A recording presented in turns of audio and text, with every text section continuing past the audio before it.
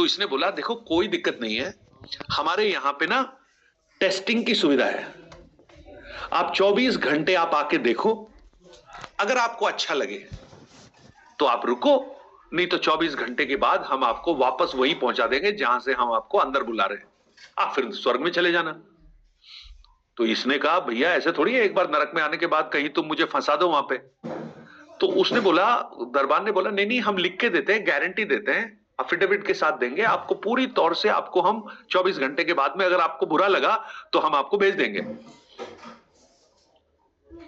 अब ये अंदर घुस गया, जब अंदर गया तो वहां तो बड़ा मतलब आनंद हो रहा है, वहां पर डांस है, वहां पर बड़े बड़े कैफेज हैं और वहां पर लोग नाच रहे हैं, शादियां हो रही हैं और बड़ा बड़ा हंगामा, मतलब म्यूजिक चल रहा है, खाना पीना हो रहा है, पार्टी चल रही है, लाइटें जल रही हैं। और ये इसका तो सिर चक्कर खा गया।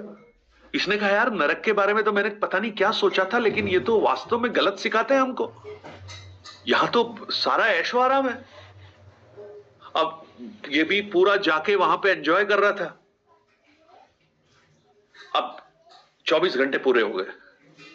जब 24 घंटे पूरे हुए तो वहां का जो स्टाफ था उसने आके बोला भैया आपके 24 घंटे पूरे हो गए हैं, अब आपको डिसीजन लेना है कि आपको यहां रहना है या वापस जाना है। तो इस व्यक्ति ने बोला भाई वापस जाने का कोई मतलब ही नहीं है, मैं तो सोच भी नहीं सकता कि ये इतनी अच्छी जगह है, मैं अब यहीं पे रहूंगा। तो बोला ठीक है फिर लिख के देना पड़ेगा आपको, बाद में आप कोई वो नहीं कर सकते।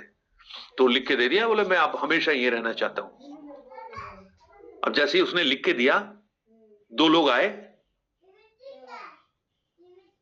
काले काले से बड़े अजीब से लोग थे,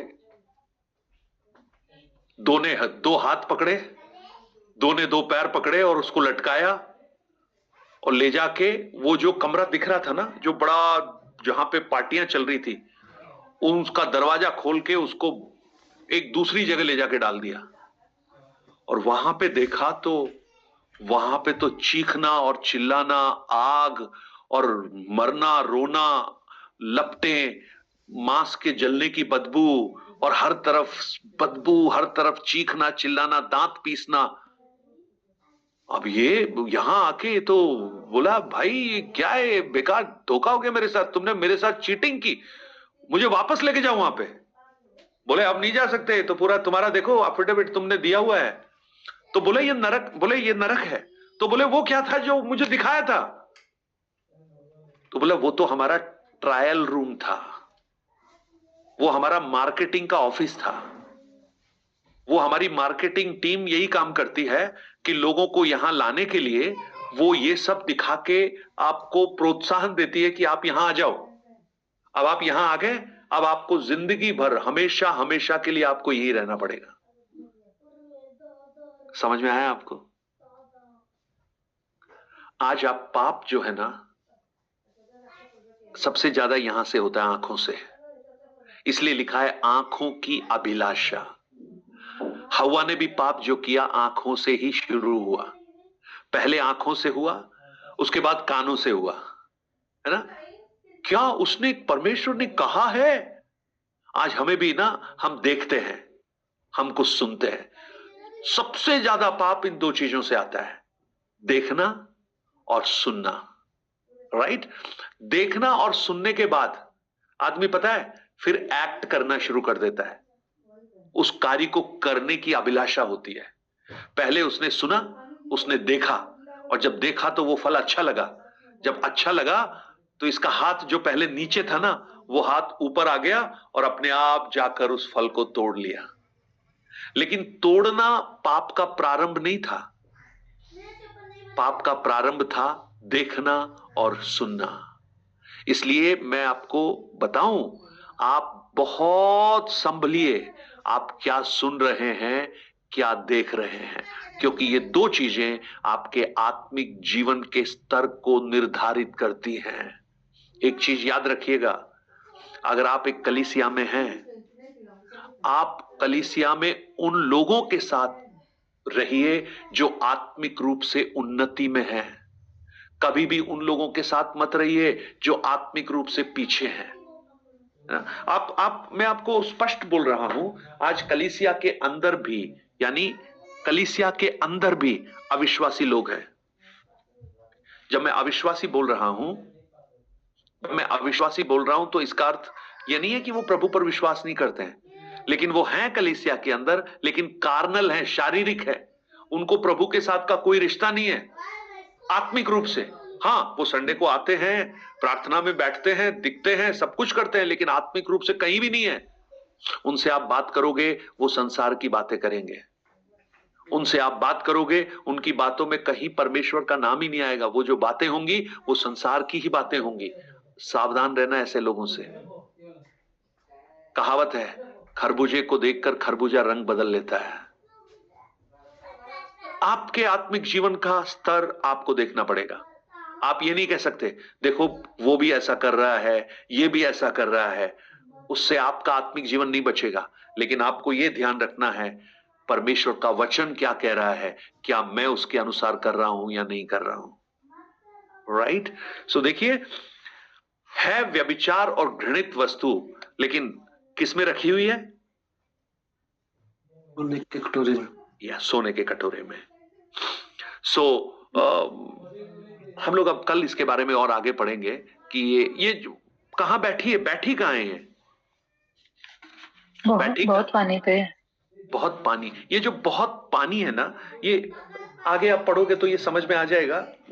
चलिए, कहां लिखा है, आगे बढ़ते हैं उसमें। कहां है देखिएगा।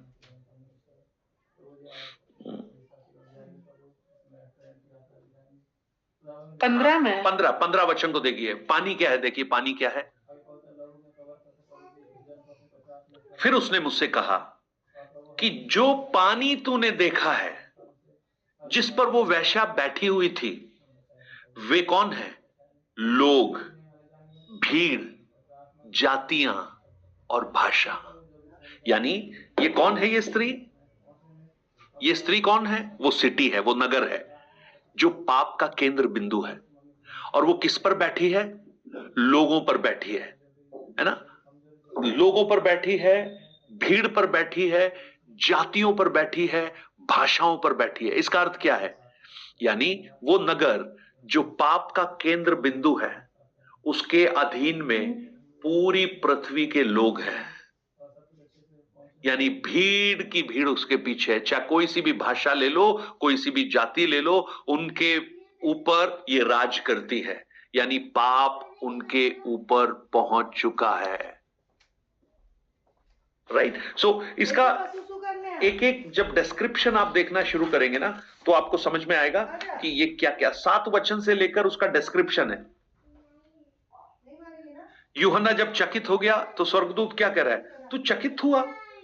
मैं उस स्त्री और उस पशु का जिस पर सवार है और जिसके 7 सिर और 10 सींग हैं, उसका भेद मैं तुम्हें बताता हूं।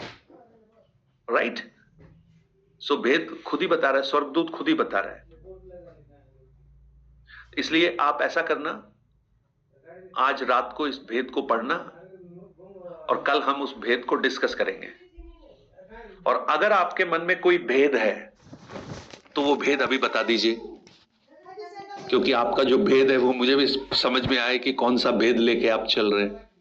बेबीलोन तो एक बड़ा भेद है, मिस्ट्री है ना? लेकिन उस भेद को स्वर्गदूत ने बता दिया। लेकिन ऐसे कई भेद आपके मन में होंगे जिसका भेद आपको नहीं मालूम है। तो अगर वो आप भेद मुझे बताएंगे तो हो सकता है उस भेद का भेद मैं आपको बता पाऊं, अगर वो भेद मुझे आता है तो।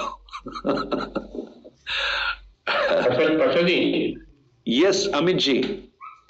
ये जो लेडी का दिखा रहे हैं जो पानी पे है और टी पे भी शायद बैठी, पता नहीं, ये मतलब मैंने जो पढ़ा है अपने उसमें, पास्टर्स ने दूसरे पास में, ये जो हिंदुओं में जो देवी है दुर्गा देवी, उसका थोड़ा सा एक रूपांतर, एक रूप थोड़ा सा दिख रहा है इसमें। देखिए,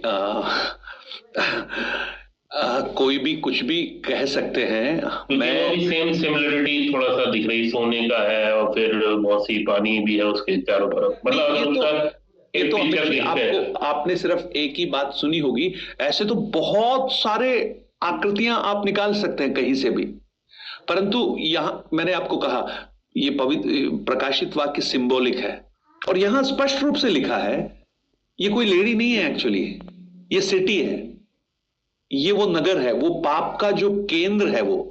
तो ये तो सिर्फ जो स्त्री को एक सिंबल के रूप में दिखाया गया है। क्यों दिखाया गया है? क्योंकि उसको वैश्या कहा गया है।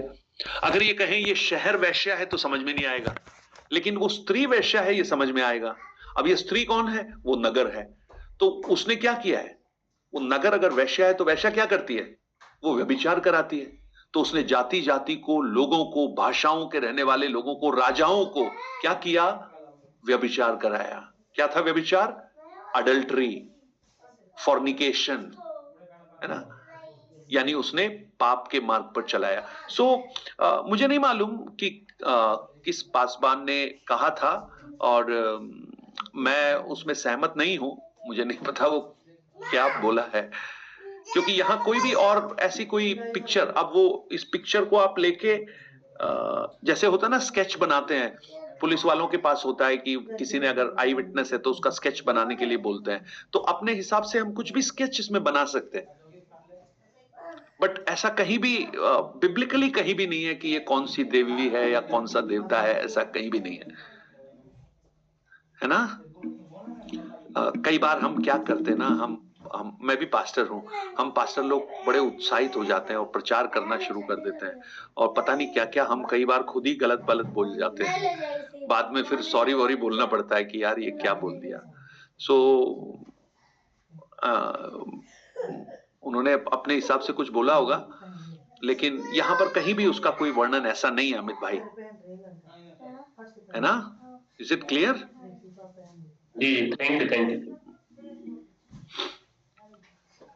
चलिए, लेट्स प्रे, हम प्रार्थना करते हैं। और अभी ज्यादा अध्याय नहीं है, 6 अध्याय बचे हैं, 17, 18, 19, 20, 21, 22, ठीक है, 6 अध्याय हैं।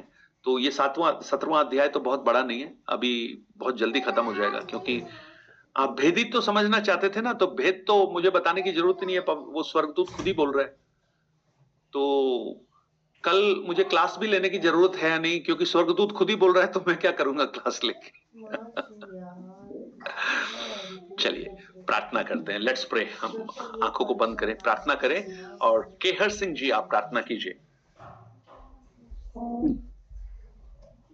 धन्यवाद प्रभु जी, ईश्वर के पिता परमेश्वर, हम एक बार फिर से